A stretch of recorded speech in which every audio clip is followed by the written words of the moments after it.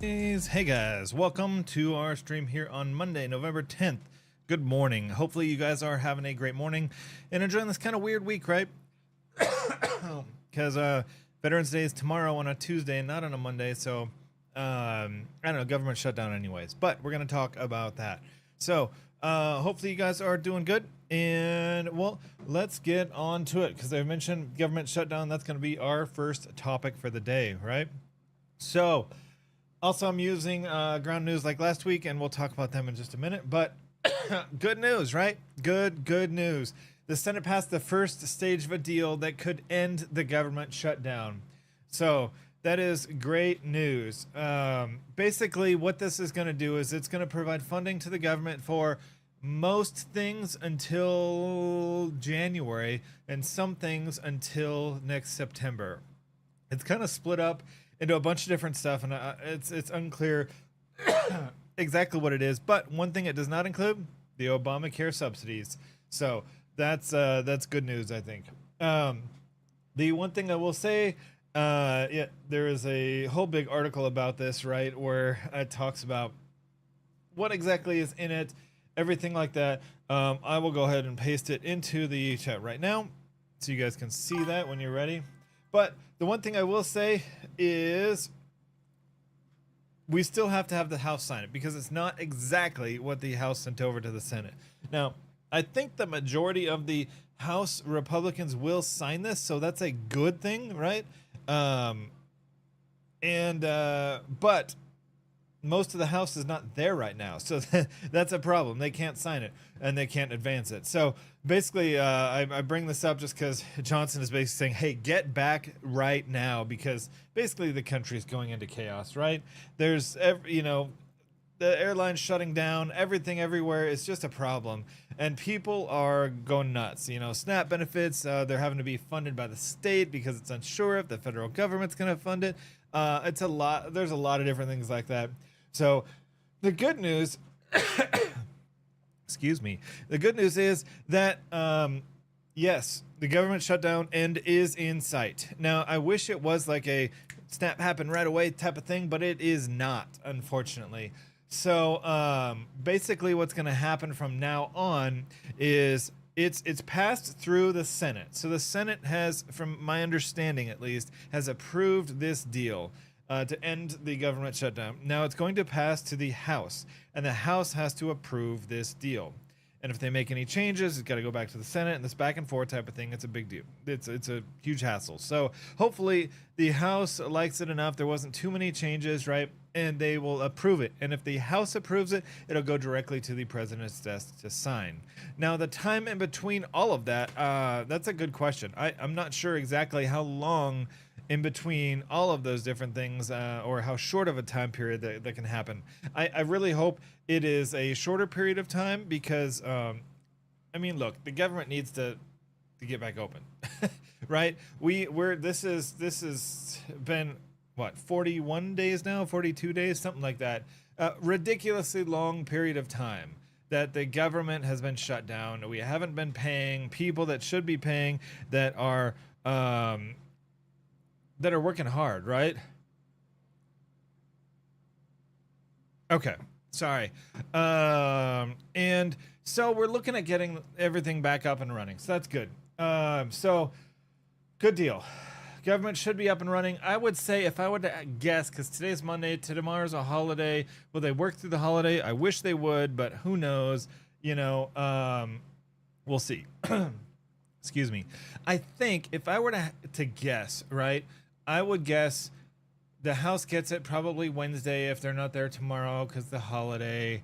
And they vote on it. They go back and forth. They look at it, and then Thursday or Friday, President Trump signs it. And then people can start to go back to work next Monday. What would that be? So a week from today, the 17th or so. I mean, and that's just the government. Civilians, if you're a contractor, it can take a while to figure out contracts and all that different stuff. So we'll kind of see. We'll see when that actually happens right now. But for now, I'd say about a week. But there's an end in sight, which is good news. So, let me answer this back really quickly.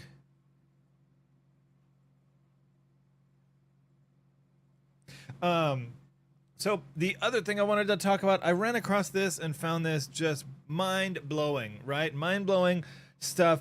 And we all know about gene editing as a thing right now, but they're talking about gene editing out diseases out of people. It's pretty crazy. I it's ridiculous, I think. But come to find out, OpenAI's founder, Sam Altman, I mean, you guys have probably heard that name before in terms of AI stuff. But I didn't know he was gay. You do what you want to do, that's fine. I just didn't know that. It was interesting because these articles mentioned his husband, which is fine. It is what it is. Happy you are finding happiness in that. I have my own personal views on that, but it's fine. And then Coinbase is also involved in this. But I think it's kind of a thing where Sam Altman wants to do this with his partner, because they can't have a kid naturally, right? But where did I find this on? The Wall Street Journal. So, yes, this is where I started. And it showed, a bunch of good spread on the information, mostly on the right, but there is a bunch of stuff in the center. And the one highly factual topic and journal that I found on this was the Wall Street Journal. And so basically, if you go through and you read this, which I'll also post in here for you guys, it talks about a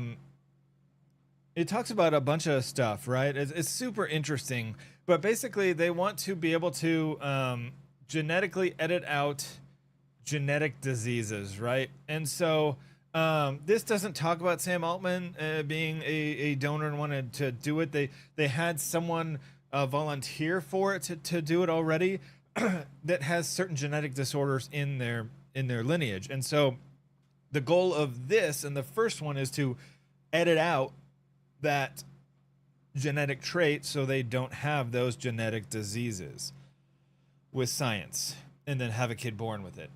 I am just absolutely mind blown. Like, first of all, that they can do that. That's a whole nother topic, right? That's pretty incredible that they have the capability to do that, because genes are crazy, complicated, right? But I think that there's a definite ethical question about this. Should we be editing genes before a kid is born to change what the kid is? Because it's only a matter of time before we're editing out, when we step from editing out genetic disorders to changing hair color, to making them smarter, to making them interested in math more, to making them this, to making them that. You get to choose, and you get to tailor your baby to what you want, because you get to edit your genes. I mean, that's just, I mean, there is something inherently wrong with that we all need to look at and all need to question. And these, that it's crazy, right? And so I think you guys need to be aware of this. This is why I brought this up, because it is happening, and it is happening right now, and it is something you should be watching out for as it comes down the pipe. So I only had this one article about it. Super interesting. Hey, Charlotte, how's it going? Hopefully you're having a good morning. I am doing great. Just hanging in there. Looking at some interesting information here this morning. And yeah, hopefully you're doing good too. So the other topic I wanted to talk about this morning, and this was brought up, right?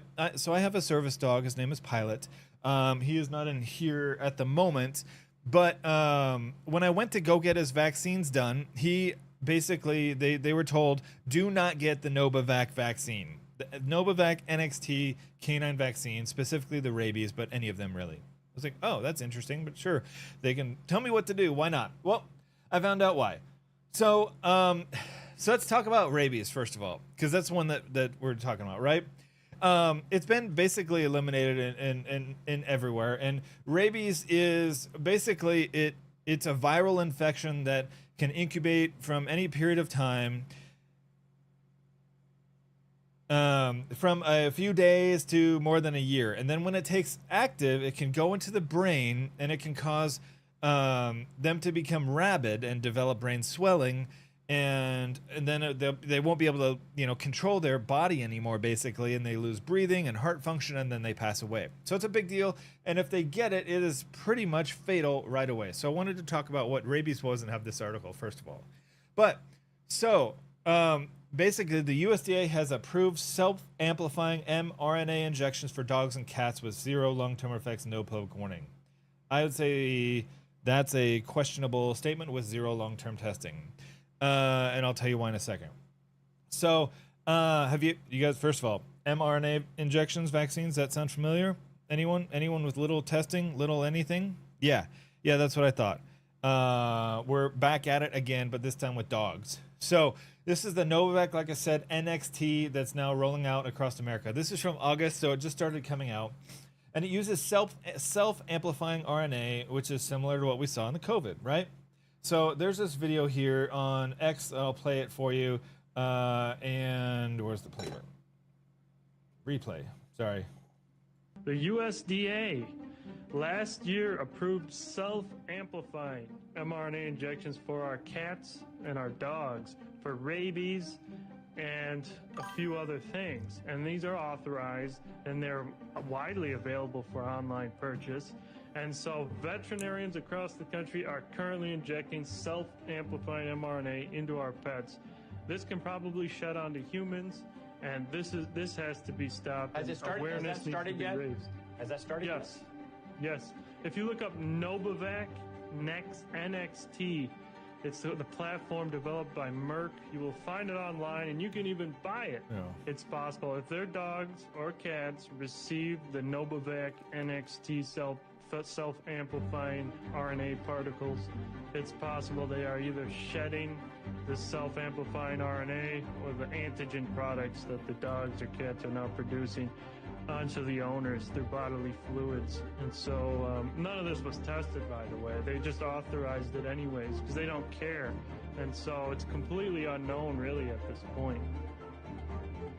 All right, so yes, they kind of touched on it a little bit, and I couldn't find the exact articles, and forgive me, but basically this study is there is no study, or there's been no long-term study outside of what Merck has done. Merck has basically come out and said that they did a study and it's good. Everything is good. They had 38 dogs that they gave the vaccine to, right? They euthanized 35 of them. So we don't even have them anymore to prove anything. So it's kind of sketchy. It's really sketchy. And yes, there is the going off, toward humans. I don't know about that personally, but I'm more concerned about my dog, right? Because Pilot is an amazing animal. He is an amazing pet.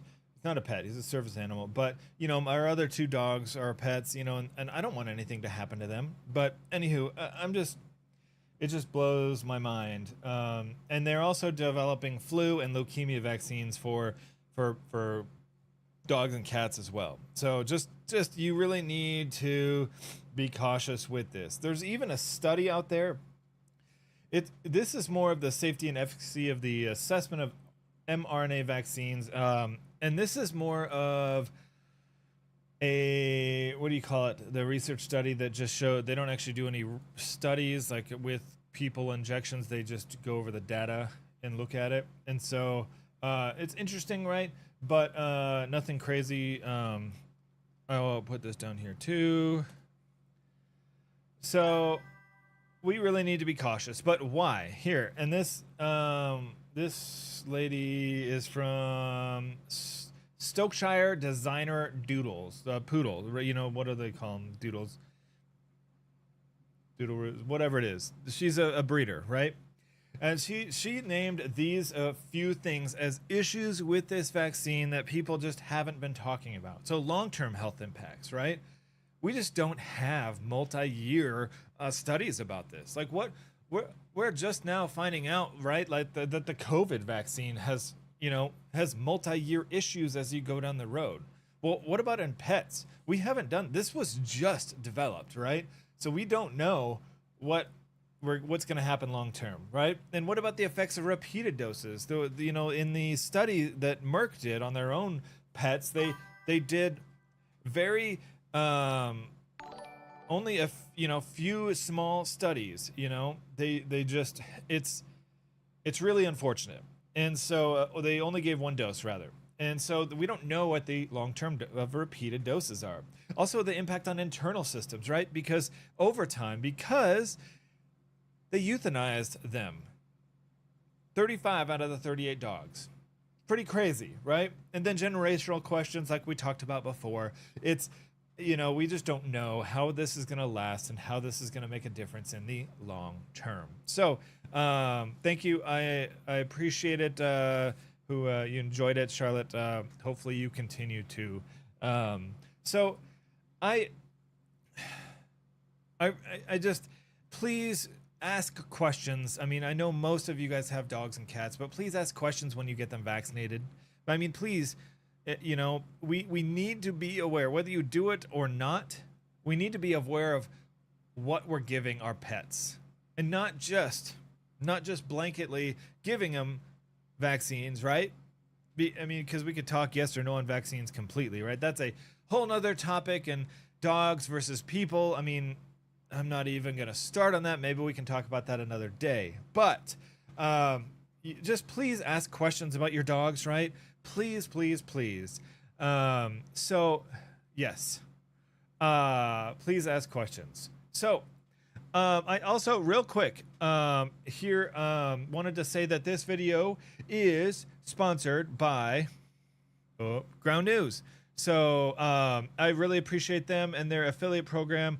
They have a lot of different options here where you can get on their website and find different sources, whether it's right-leaning, left-leaning, a blind spot for you, you know, that kind of stuff. And so I will have their video here. It's about 30 seconds, but it is totally worth it because they're awesome. The news is divided. Ground News puts it back together, so you can see how many sources are reporting on any breaking story, where they fall on the political spectrum, how reliable they are, and who owns them. Compare headlines and read full articles to see which details are prioritized, exaggerated, or left out entirely. Because the more we understand the media, the more we'll understand each other. Visit ground.news to learn more. All right, so yeah, Ground News has been awesome. Huge, they're a big supporter of the channel, and I'll put their link below. They check them out if you're looking for a good news source. And yes, because that's where I got all of my stuff. You can tell, like, if you go in their news articles, for example, this is the one about the gene editing stuff I talked about earlier.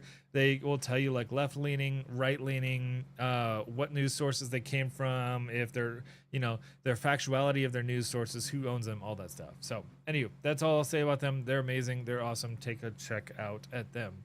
All right, let me close this ad. All right, so the last thing I wanted to talk about here, is 3i Atlas. If you guys are familiar with this, you should be. But something came out and I was just blown away by it. I thought it was super cool. I mean, it is what it is, right? We still don't know exactly what 3i Atlas is, right? It's some sort of interstellar comet that's changing its speed and doing all this different stuff. And like, right, it reached perihelion, which is the closest to the sun it'll be, and when it did so, it changed its speed, right? There are some explanations for it, but there's also, you know, it could be some other stuff. And it's changed its color multiple times, which is odd.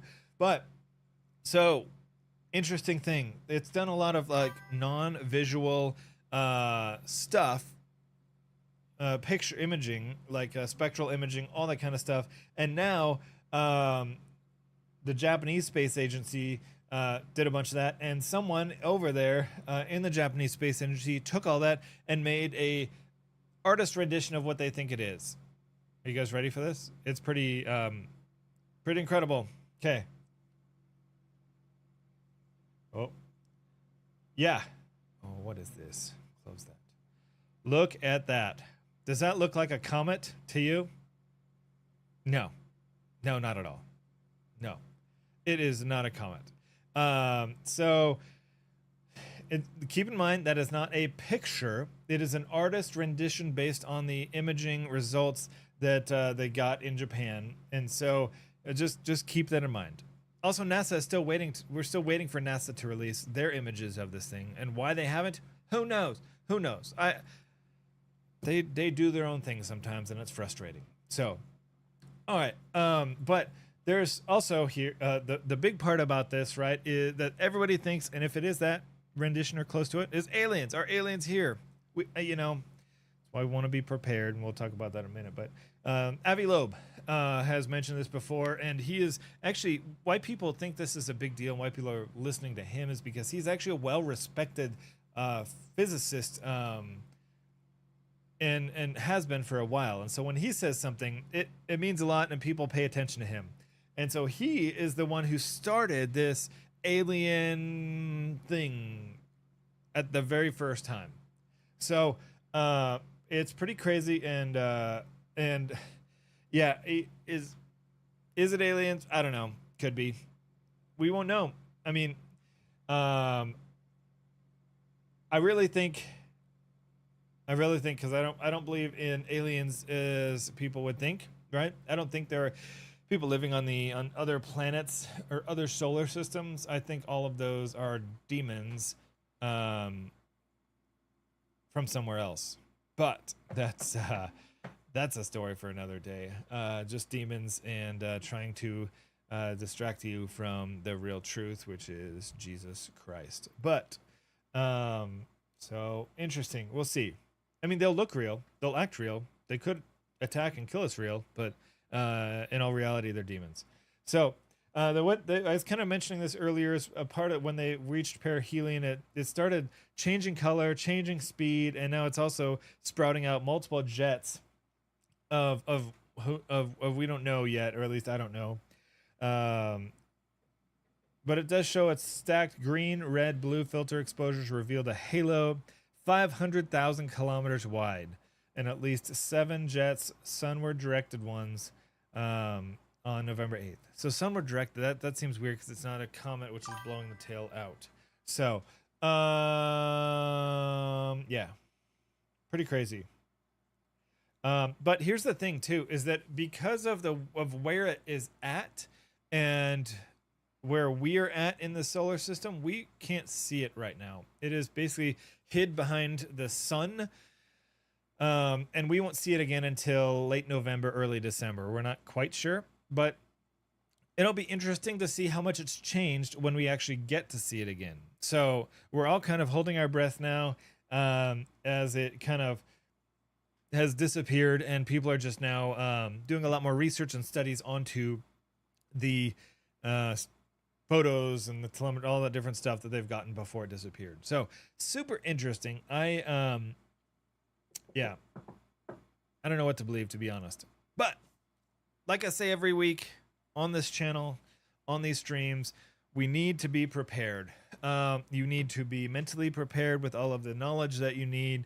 So please subscribe to our YouTube, Twitch, whatever you are watching this on, so you can kind of get ready just in case with the knowledge and physical readiness with all of the right equipment and tools, which we kind of talk about to be ready just in case something does happen and there's a massive grid down scenario or disaster scenario for that matter too.